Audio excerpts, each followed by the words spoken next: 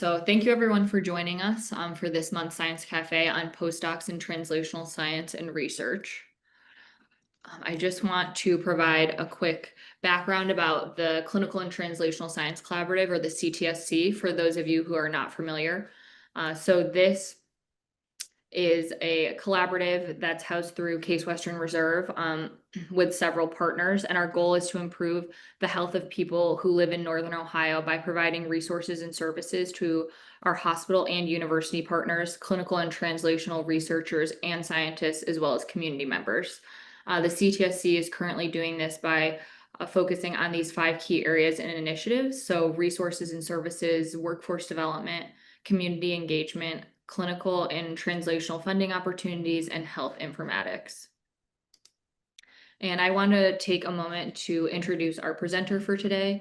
Dr. Spilsbury is the Vice Chair for Education and an Associate Professor in the Department of Population and Quantitative Health Sciences here at Case Western Reserve University.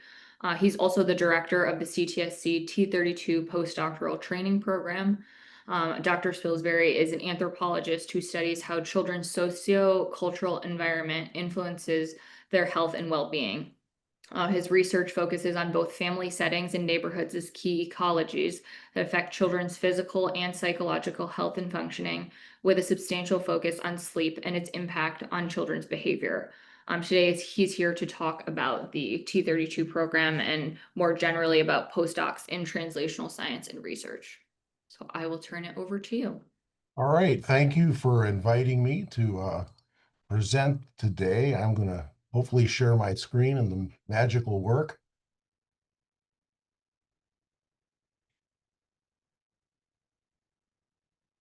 All right, can everyone see the screen? Looks good? Okay, great. So again, thank you for inviting me to participate in this Science Cafe. Mackenzie told me that you'd like to have the presenters say a little bit about themselves before beginning. So this is a little bit about me. The picture on the left, this is my wife, Margaret, and my daughter, Catherine. And Catherine just graduated from college a couple of weeks ago. So we're very excited about that. And on the right is our beloved Beagle Coonhound mix, Nola. And below those are the insignia of all my teams, basically, that I root for. So to tell you a little bit more about myself, I kind of see my career pathway as the long and winding road. Apologies to Lennon and McCartney. I was a biology major in college. After I graduated, I worked at an immunology lab that was studying malaria. That got me interested in public health. And so I went and got a Master of Public Health and Health Education at the University of North Carolina at Chapel Hill. While I was at Chapel Hill, some of my best friends had been returned Peace Corps volunteers. And listening to them talk about their work and that experience of being immersed in a different culture made me want to have a similar experience. So when I finished my MPH work, I joined the Peace Corps and did had a 3-year post in Cameroon, West Africa, and worked largely on a research project dealing with the infectious disease schistosomiasis. When I got out of Peace Corps, I wanted to stay in international health and got a job with, it's called FHI 360 now. At the time, it was FA Family Health International. They had just gotten a lot of money from the federal government to do AIDS prevention programs. So I functioned as a program officer for them, basically in countries in sub-Saharan Africa. That got me interested in anthropology and the notion of culture and cultural fit in terms of prevention programs, those sorts of things. So I decided to get more training in that area. And at the time, Case Western Reserve had a really interesting PhD program in anthropology, specializing in medical anthropology. So I moved to Cleveland and did my PhD work here at Case Western Reserve. I've been here long enough where I've seen several iterations of the Case Western Reserve logo. This is my favorite one, affectionately referred to as the fat dude with the surfboard. After I finished my PhD work, I was able to take advantage of a T32 postdoc program that I'm going to talk about today. This was with Denny Droder in behavioral pediatrics at Rainbow Babies and Children's Hospital. It was in child behavioral health research, and then later took advantage of a great opportunity as a trainee in the CTSC's K-12, KL2 multidisciplinary clinical research training program. And since then, I've been on the faculty at Case Western Reserve and am currently an associate professor in the Department of Population and Quantitative Health Sciences.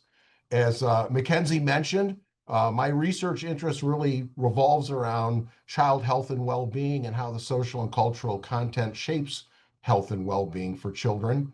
My research has focused broadly in two areas, home and neighborhood settings and how those shape sleep of kids, as well as neighborhood conditions and how those influence child maltreatment. And for a number of years, I've been working with an agency in Cleveland, Frontline Service, helping to evaluate programs that they have conducted and are conducting for children who have witnessed violence and children who've lost a caregiver by opioid overdose. So to get back to postdocs, first thing I wanted to say from the get-go is that postdocs do important work. And when I was preparing this talk, for the heck of it, I went ahead and Googled, postdoc research led to Nobel Prize, or Nobel Prize winners research started as a postdoc, something along those lines. And there are a number of Nobel laureates whose award dealt with research that started in some way with their work as a postdoc. And that could be in discovering something important. It might be in developing or enhancing their abilities in a particular method, or also in conceptualization, how to conceptualize the particular scientific problem that they were dealing with. And these are just 6 examples of Nobel Prize winners whose important work started with the work they did as postdocs. So at this point, with Mackenzie's help, what I'd like to do is do a couple of questions through our poll. First thing, just to get a sense from our audience, question number 1 is, were you ever a postdoc trainee?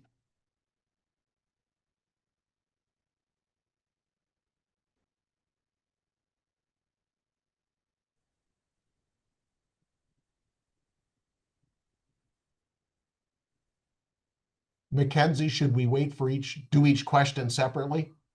Yeah, so Yeah, I okay. will end it in a few seconds here and then Okay. be able to see the results. All right, perfect. Okay, so you should be able to see. All right, so we've got a little over a third of individuals who've been a postdoc trainee. Great. So the next question I wanted to ask is, thinking about that experience overall, how good an experience was it? And you can answer on a 5-point scale ranging from 1, not very good, all the way up to 5, a great experience. So let us see rate how great an experience that was as a postdoc.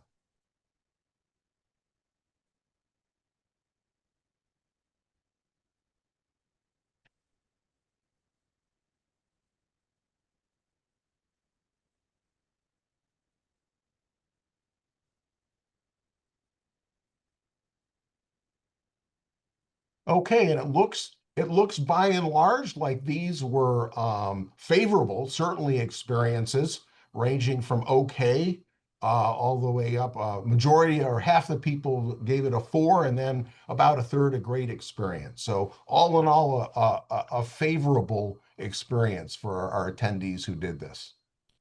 Great, thank you.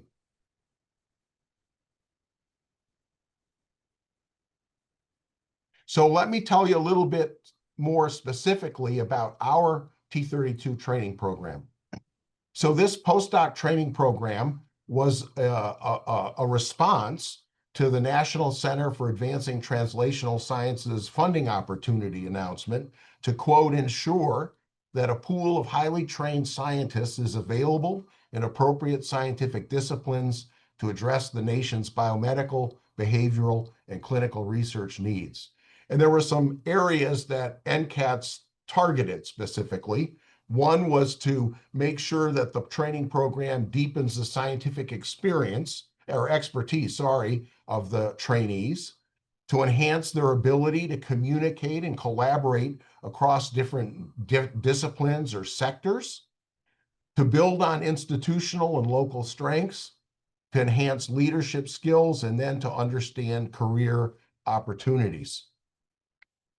So there were 13 of these sites that were awarded, and ours is the blue dot there, or star, in Northeast Ohio. And you can see they're spread across the country. Our mission statement that we formulated in response to this funding opportunity is as follows: the process of developing new health treatments or interventions, new tests to detect disease, and new health or medical devices requires researchers with a special set of skills.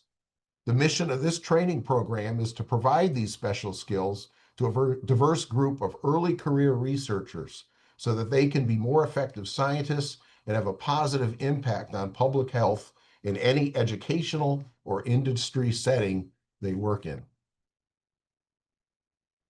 So wanted to mention that we were able to build this program on a real solid foundation. Previously, the CTSC had a TL1 training program for postdocs. And Cliff Harding was the director. Kathy Stein and I functioned as assistant directors. And I might add that this was a great opportunity for me personally to be able to learn more about sort of administration and management of a training program like this. Cliff was and is a fantastic role model.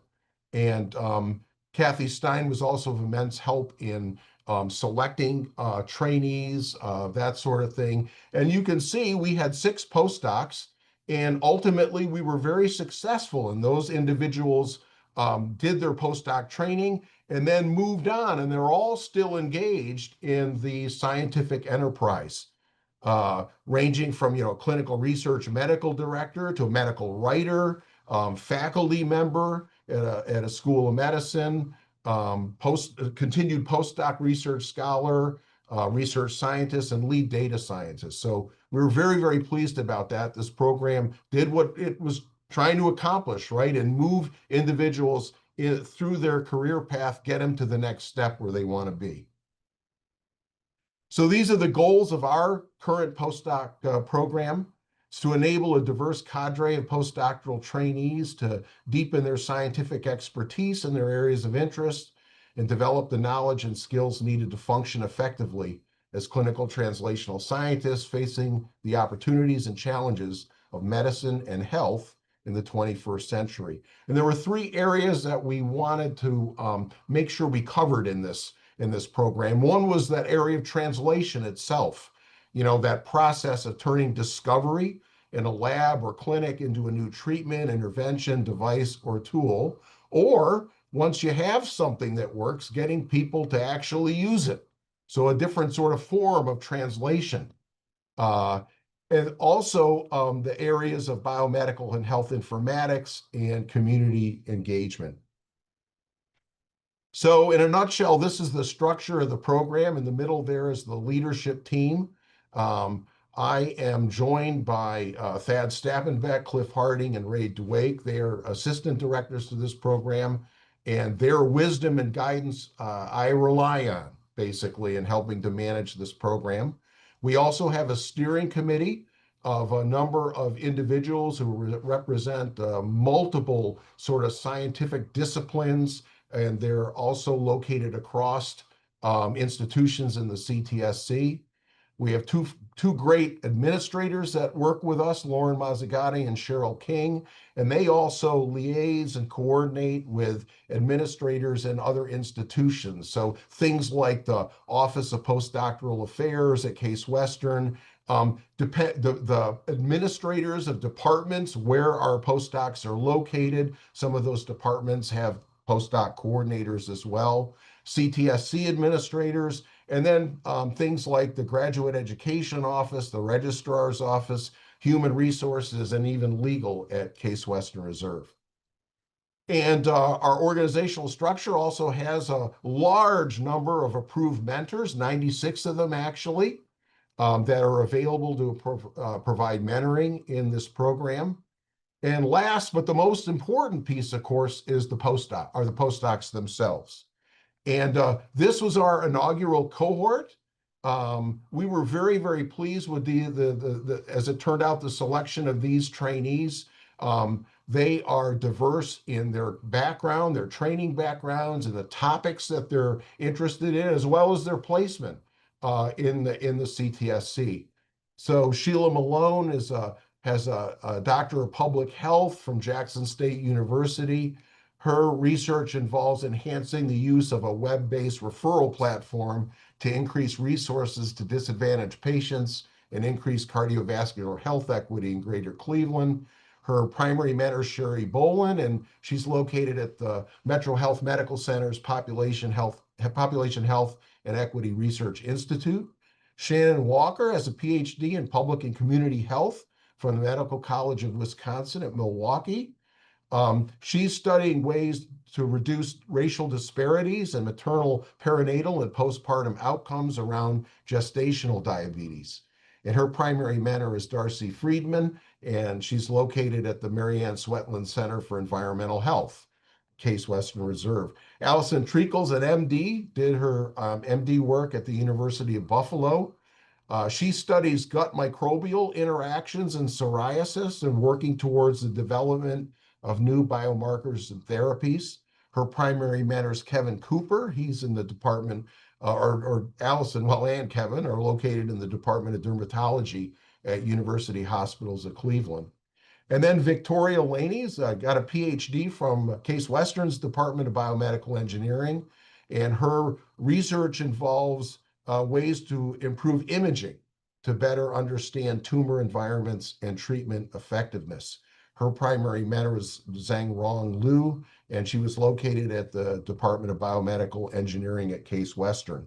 And you might notice I use the past tense for a few things with Victoria Laney, and that's because we're very happy with the fact that Victoria has already graduated from our program. As I said, the whole goal of this postdoc training is to give people enhanced opportunity to deepen their scientific expertise, to give them additional skills and tools, and to help them move along on their career pathway. And Victoria's graduated, if you will, from the program. She got into a really great opportunity at the University of Illinois School of Medicine. It's a fast-track postdoc to tenure-track faculty position. So she is now at the University of Illinois. And at the end of this month, actually, Allison will be graduating. She is going to, she's secured a faculty position at the University of Rochester. So, we view these very much as success stories, right? The program has done what it intended to do in moving these people along to further their career in science. What I thought I would do was just to highlight some key activities that the program is doing to achieve its goal. First thing, just to give you a sense, our postdoc, the logistics are arranged for 2-year slots. We'll have cohorts of 4 postdocs, and the award provides money for a trainee. It's a stipend that's the level set by the NIH. There's money for tuition, there's money for travel to conferences, for some research-related costs, and the program also provides resources for health insurance and childcare. Then there's also some program money sort of for on a program level to handle administrative oversight and also recruitment activities for future postdocs. One of the key activities to achieve our goal involves mentoring. There's no doubt this is a critical element of our program, is to have, well-seasoned, experienced mentors who are guiding these postdocs through their postdoc program. So I wanted to pause, if we can do that for a moment, and have people just put in the chat what what mentor qualities come to mind when you think of the effective mentoring that you've received? And this could be mentoring in any area, right? Not just the academic settings. It could be a great mentor that you had in a job, or a place of employment, anything like that. So let's take a minute and just think about that, and then put in the chat what qualities come to mind when you think of effective mentoring that you've received. Megan, do I have to get out a share to see the chats? You Okay. probably can click and have the screen pop up. But I can also read them to you once I see something pop up into the chat. Okay. Okay. Yeah. I'm seeing it now. Oh, All you right, see it. great. Perfect. Yep. So some of what we've gotten so far: regularly available to meet. So accessibility, challenging you to grow, recommending you for opportunities to support your career goals. Pausing to reinforce learning moments in my trajectory, in our shared work, and in our own. Listening, career guidance with work-life balance, transparency, fairness. Being non-judgmental, dedicated, open lines of communication and leading, open for feedback. So this is great. I mean, you can really see some common themes about when people think about effective mentoring. Communication's really important. Bidirectional communication, right? Between mentor and trainee. Challenging postdocs, right? Or challenging the trainees to take on new tasks, to risk, those sorts of things. Helping not just with the science or the academics or the job itself, but thinking about that in a broader context in terms of overall career pathway, in terms of work-life balance, those sorts of things. So these are all fantastic mentor qualities. All right. There was one more. Did I get that? Considering and working toward the goals of the mentee. Yeah, I mean, one thing I can say that was so important to me as I went through my career is with the mentors I had, was that there was no doubt with any of them that first and foremost was my best interest. That was first and foremost in their hearts. That was clear, and that's really very important as well. All right, good. Thanks for sharing. These were great. I had the advantage of thinking about this a little bit longer than you did. And when I think about my mentors in my career pathway, I can relate very much to those very famous words by Sir Isaac Newton that he wrote in a letter where he wrote, "If I have seen further, it is by standing on the shoulders of giants." And I feel that way very much with the mentors that I have been blessed with in my career. And when I think about each one of them, there were sort of certain elements of their mentoring that really stood out, that shone above other things. And it's not like they didn't have some of these other characteristics; they all did. But there was something about each one that something really shone brilliantly. And I tried to capture that in this slide. So beginning way back when, you can see how young I was in that picture down at the bottom left, with my work at Carolina at the School of Public Health, Brendan Bob DeVellis, Leonard Dawson, and what they taught me was to value all team members. I could see that so strongly in their example. Michael Welsh was my boss at now FHI 360. I learned from him to focus on what's important. Jill Corbin is my mentor in the anthropology department, and then subsequently we stayed on as colleagues. And I learned a lot from her, in particular about honesty and fairness. As a T32 postdoc myself, and then later on a K12, KL2 scholar through the CTSC, I had three wonderful mentors, Danny Droder, Susan Redline, and Sally Horowitz. Danny really taught me something and showed integrity. Susan Redline was overwhelming in her generosity to other people. Sally Horowitz really taught me something about perseverance. And my mentoring continues in a faculty position now.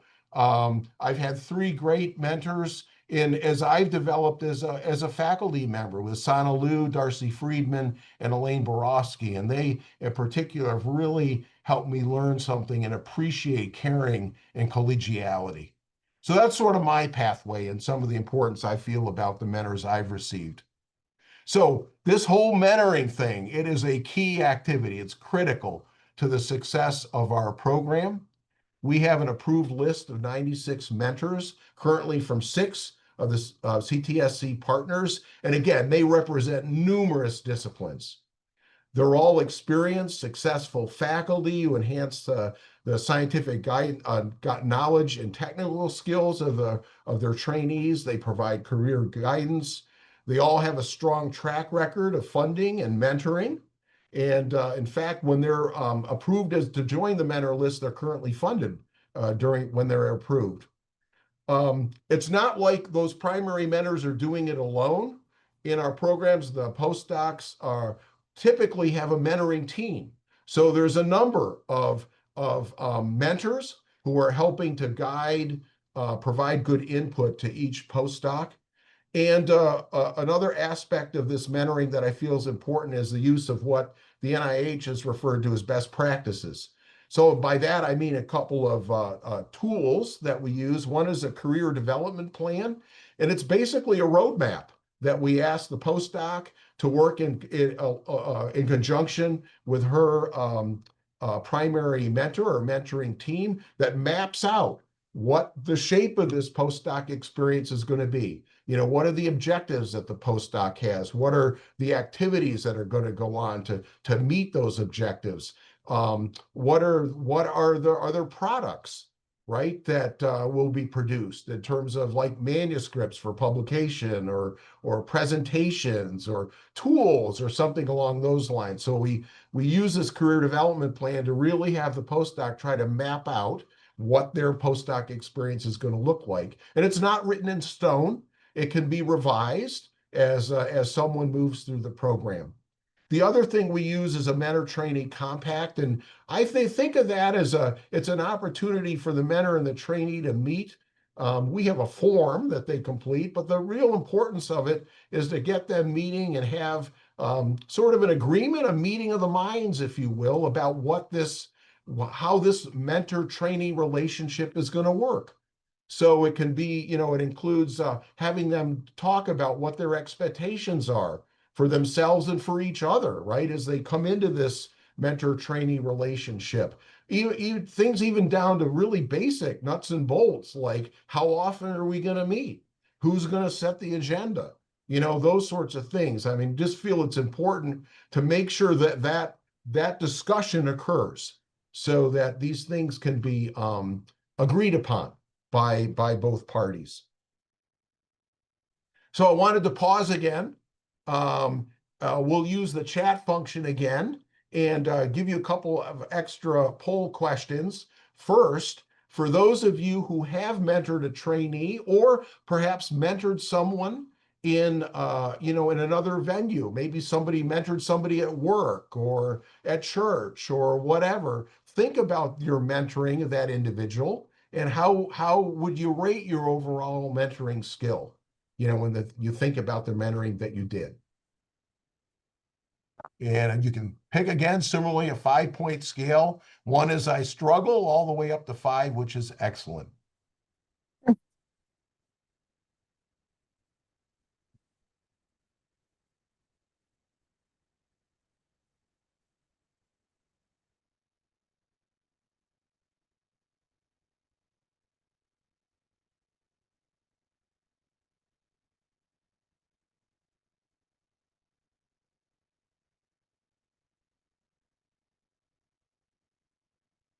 All right. So interestingly, nobody rates themselves excellent. Between okay and excellent, Nobody mentioned, nobody rated themselves as struggling or between struggling and okay. So by and large, it feels like people have overall done a decent job, right, in the mentoring that they've been able to do. Let's look at the next question. Uh, for those of you who have mentored a trainee, or again, it could be mentored somebody at work, mentored somebody at a church or organization, those sorts of things. Did you receive formal training in mentorship or in mentoring?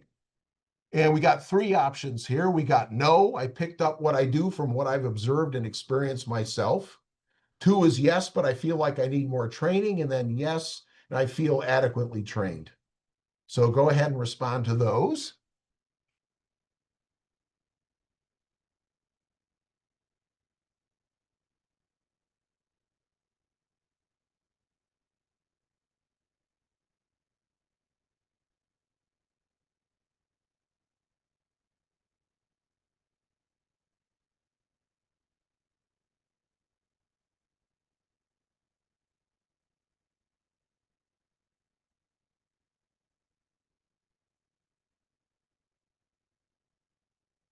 Okay, so looks like the most answered response was I picked up what I do from what I've observed and experienced myself. So, and then about a quarter of the people did receive some training, but feel like they need more training.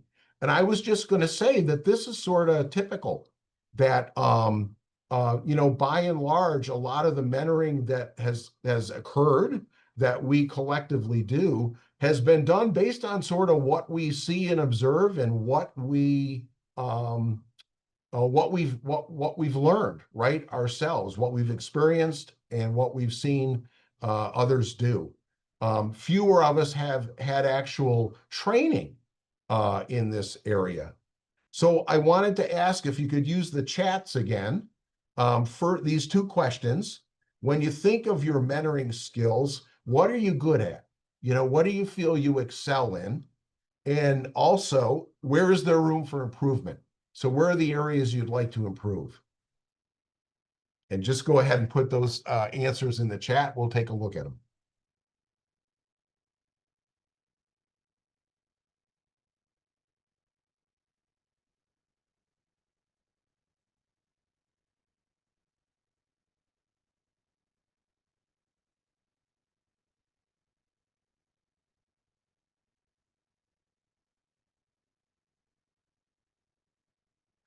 Here's a response, good with empathy.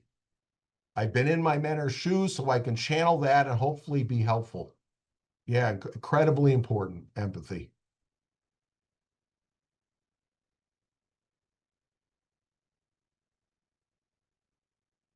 Other thoughts, co-designing.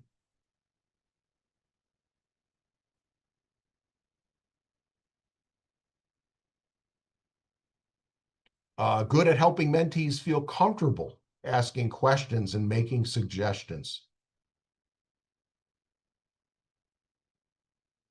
So real skill in communication and the building the relationship that needs to happen for real communication to occur.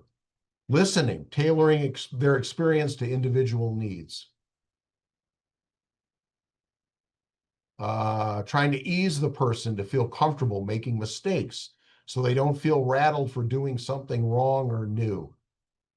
So important. I think so many of us, myself included, are so afraid of making a mistake sometimes that we don't do anything. It paralyzes us.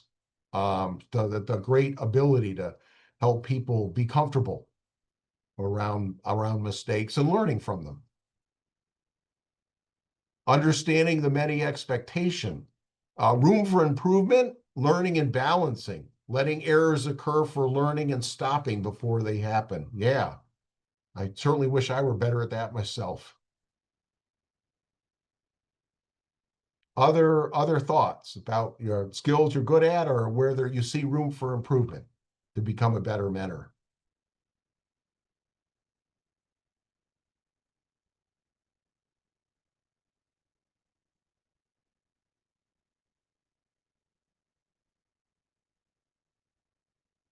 All right. Well, I think we'll go ahead and go on in the interest of time. Thank you for those. Really interesting. I was going to say that it's notable. Trying to advance my slide here. There we go. In the fact that so many of us uh, didn't get formal training in mentoring. It's something we've sort of picked up on our own, right? Based on what we experienced, based on what we've observed with others. And I'm happy to report that becoming a mentor is something that ability is improvable, right? It can be modified. These are skills that can be learned and enhanced. So NCATS has required the T32 programs to provide mentor training. And so our program is, we don't want to recreate the wheel. So we are using existing formal mentor training that's been implemented by our CTSC partner institutions. So these are a range of in-person and virtual events. The training of trainers and the materials that are used in these trainings are provided by the Center for the Improvement of Mentored Experiences and Research, or CEMER, out of the University of Wisconsin. And these are kind of periodic, ongoing training sessions. They each one last about 45 minutes to an hour. They'll cover a specific topic. So I described this to my program officer. She was really excited and thought it was a great idea to take advantage of this formal training that is being offered by some of our CTSC partner institutions. In addition to that, the program, we hold periodic mentor meetings. So this is a great opportunity. The mentors of our postdocs, they all come together. It's an opportunity to discuss what's going on in the program, how their postdocs are doing, to share situations or things that they've learned, troubleshoot issues. It's also an opportunity if there's a particular topic of interest, people aren't sure about, how would you handle a situation like this? This is a great opportunity where we can share and sort of take advantage of the collective wisdom that's in the group to get a good sense of solutions to issues or problems. And I wanted to mention that assessment of mentor skill is part of our formal evaluation. I'll talk a little bit about that more later on. We're using some standardized instruments that have been developed to assess mentor skill. And we collect this both from the perspective of the mentor and from the perspective of the trainee. So moving from mentoring, another one of our key activities to achieve our goal is a tailored program of study. So we really want the mentor or trainee to work together to really fashion a program of study that's really going to meet that postdoc's needs. And there are a variety of activities that are ongoing in this program. We have offer professional development courses in things like grant writing, team science, leadership, scientific presentations, working with journalists, innovation and entrepreneurship. We've conducted a workshop specifically around writing translatable specific aims. We're going to be offering an informatics primer, an introduction to informatics for our postdocs in the fall. All our postdocs participate in our clinical translational science seminar. This was originally created for the PhD program, my department's PhD program in clinical translational science. It meets monthly, and we'll have a presenter who's at one of the our CTSC partners come and share their cutting edge research that they're doing now. And it's an opportunity for the attendees to learn about this research. The presenter will also share kind of where is this research on this translational process? What are the next steps to move this discovery or this thing towards eventual implementation and use? So that's an opportunity for the presenter to talk about that, people to ask questions. The other great thing about this seminar is that it's an opportunity for networking. And we've already had examples of where attendees have watched or participated in one of these seminars and then made connections with the presenter, and you can't hope for anything better than that. We also have other trainee-specific activities as part of these tailored programs of study. So these might be specific short courses or a workshop in a particular area of need for that individual postdoc. So maybe something like geographic information systems or qualitative data analysis or analysis of omics data, those sorts of things. And then there's a chunk of our program devoted to responsible conduct of research. And we take advantage of the city training in responsible conduct of research. We offer, I guess this is another cafe around the RCR Cafe. And this is a favorite activity of mine. The postdocs and I and a couple other faculty members, we meet at Blue Skies Brew in Little Italy. And there'll be a topic of choice in advance, maybe give a reading or two about that. So this could be something like conflict of interest or authorship or peer review or misconduct, one of those topics.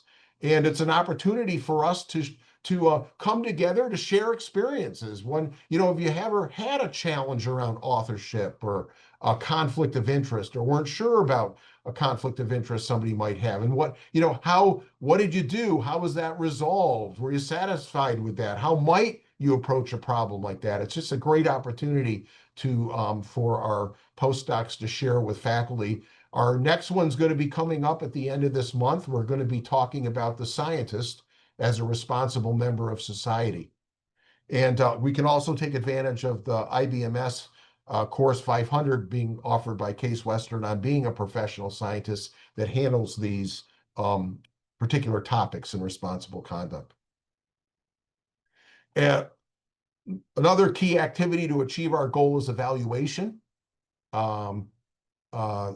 We are using standardized measures, have an annual use of those measures, and this also includes a long-term follow-up. NCATS wants us to follow people up to 15 years after this postdoc experience. We collect trainees and mentors' perspectives on the mentoring effectiveness, the degree to which the program itself provides a supportive research training environment, progress in executing that mentor-trainee compact and the career development plan. And as I mentioned, 15-year follow-up. So keeping tabs on things like publications, grants, patents, awards, positions as people move through their career pathway after this postdoc experience. And, hats off to Clara Pelfrey and her shop for helping us put this plan together and in implementing it.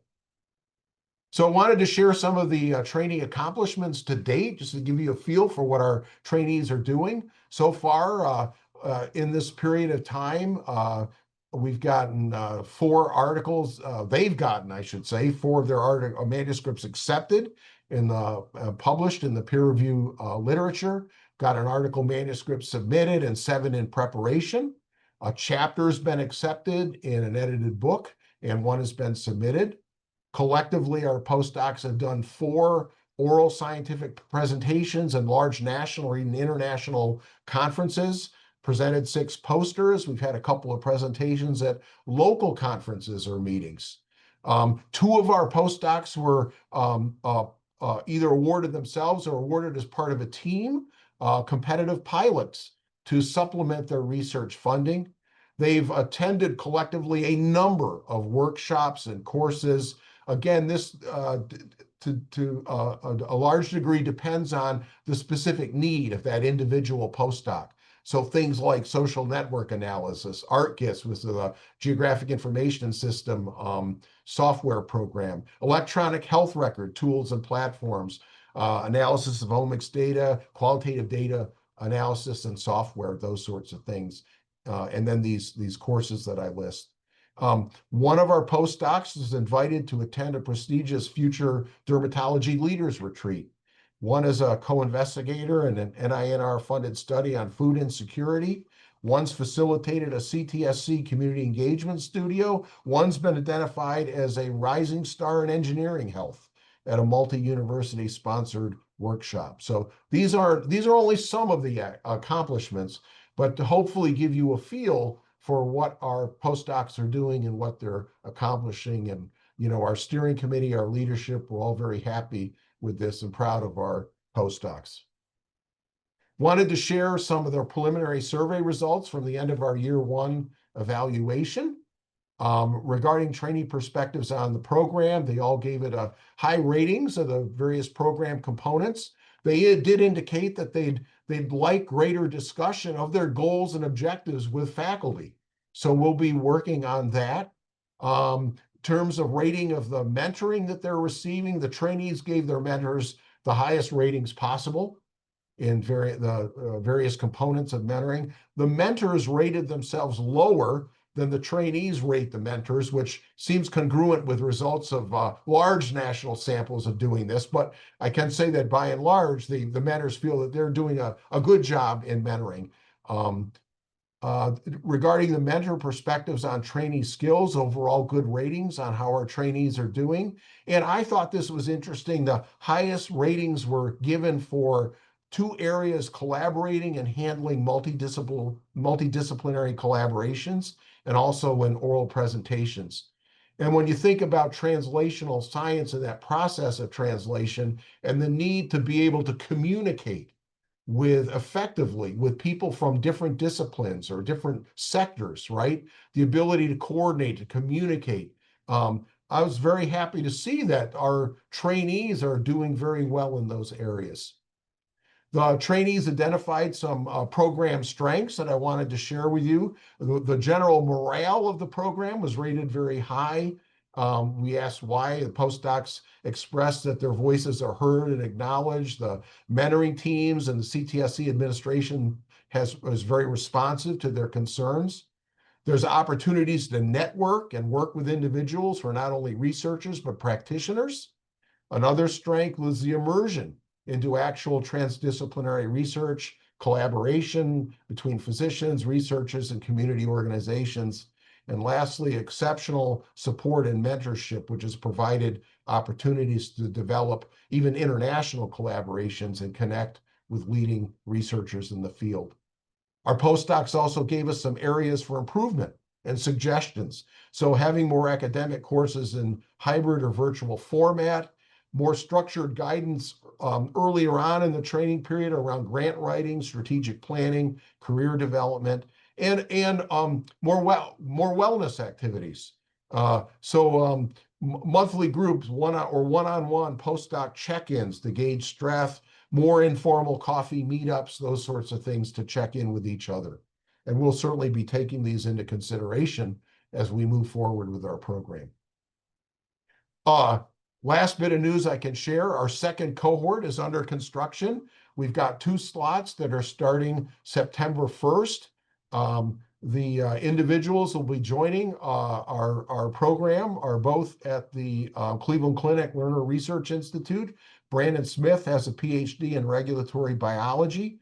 His area of research is developing novel therapeutic targets to reduce active MS lesions, multiple sclerosis lesions. His primary mentor is Jessica Williams. And then Ki-Wan Kim is got his PhD in biomedical engineering from Case Western Reserve. His work involves developing a novel imaging technique for assessing heart failure. And his primary mentor is Xiaojuan Li. So we are really happy about these 2. They'll be coming aboard and it'll be starting in September. And we have 2 slots as our 2 of our postdocs come off the program in early 2026. We'll have 2 slots available. And so we'll be soliciting applications early in the fall of 2025, and then have those applications reviewed by our steering committee and making offers, and we anticipate in the late fall of 2025. And those are for slots starting in early 2026. So hope that gave you a good idea of our postdoc program, and also got you thinking a little bit about your experience as a postdoc, your mentoring, the mentoring you've received, the areas that are working well, areas that might perhaps need more, need improvement. I know I have mine. It's probably something we will never be completely excellent, but we can always be working towards being an ever better mentor. So with that, I'll stop talking and stop sharing my screen. And certainly if any of you have any questions, I'll do my best to answer them.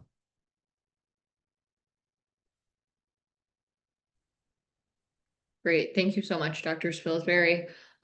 We will look and see if there's any questions in the chat. And while people are thinking of their questions, I will just share a final slide. So I just wanted to pop up these two QR codes to make sure if you're interested in registering for next month's Science Cafe, you can scan the QR code on the left. This is for epidemic preparedness, and that's on July 17th. And this QR code will actually take you to register for all of the rest of the Science Cafes that we have, so that you can save the date and block that in your calendar. And then the QR code on the right is if you're not already a member of the CTSC, you should sign up. And so you'll be able to stay up to date with upcoming events and programs. I will check to see the chat. Oh, there is a question from Mary. She's The asking. SEMR training free. The training provided by, yeah, so the training provided by like Case Western, I know the Cleveland Clinic is using that same sort of SEMR resources, those sorts of things. Yes, it is free. I'd have to check to see if anyone can sign up about that, Mary. That's something I can check and maybe share with Mackenzie, because she can share with the group. I was going to add too, in terms of the like receiving the training of trainers, kind of training, that there's a cost to. That you have to pay for. But in terms of the training, mentor training that's going on, I don't believe there's a charge associated with that. I also put an opportunity into the chat, Dr. Spilsbury. There's an include predoctoral to postdoctoral fellow transition award that's offered by the NIH. I know that our program officer often asks us to promote this opportunity. It's to study conditions across the lifespan with to understand Down syndrome. So if you feel that this is something that you might want to apply or share with your networks, please do. Great, thanks, Shannon. The question was what are the requirements for applying to the postdoc position? So in general, the requirements are, one, you have to have a doctoral degree. So it could be a PhD, it could be an MD, it could be a doctor of dental medicine, could be a PhD in clinical psychology. I mean, but it has to be a doctoral level degree. In general, the NIH wants that degree to have been received pretty recently. So, ideally within the last year or two, although there's some wiggle room around that. To be eligible for the program, the individual has to be a U.S. citizen or permanent resident.